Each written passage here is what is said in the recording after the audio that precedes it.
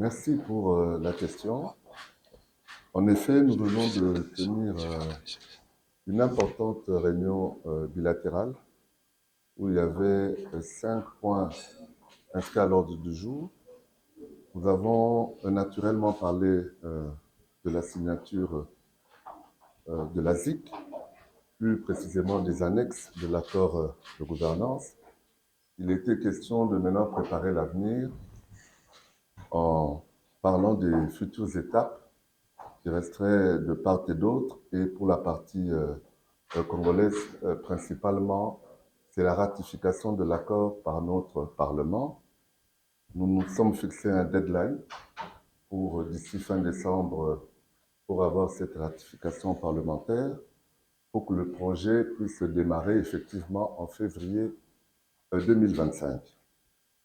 Nous avons ensuite parlé de la fourniture des produits pétroliers raffinés de très bonne qualité qui viennent donc de l'Angola. Et là, c'est un partenariat qui avait été signé l'année passée entre la Sonangol et les deux entreprises congolaises, la Sonaidroc et la Cobil. Nous avons parlé aussi de la contrebande.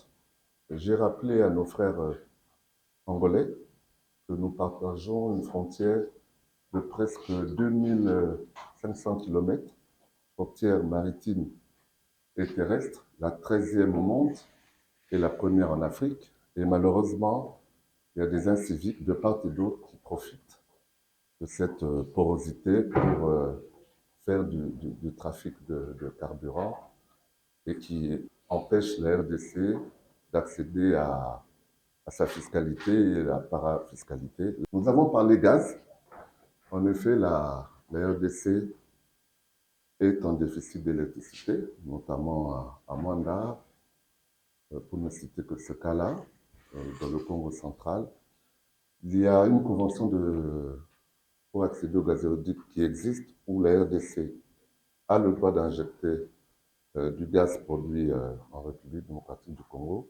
Là, nous avons demandé de compléter pour que l'Angola puisse aussi nous desservir à travers notre société nationale pour que nous transformions ce gaz en électricité pour pouvoir donc arriver à résorber le déficit énergétique que nous avons au Congo central, donc à Mwanda en particulier, même à Kinshasa. Nous avons parlé aussi du gisement de Mavuma euh, pour le bitume. Vous savez, le président Tshisekedi a un vaste programme de construction des routes.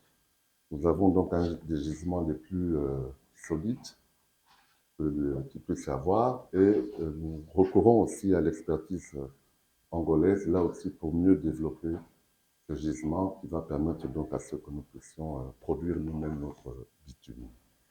Et enfin, nous avons eu un aparté avec mon estimé collègue, mon grand frère Diamantino, où nous avons parlé principalement du renforcement d'un partenariat stratégique entre l'Angola et la RDC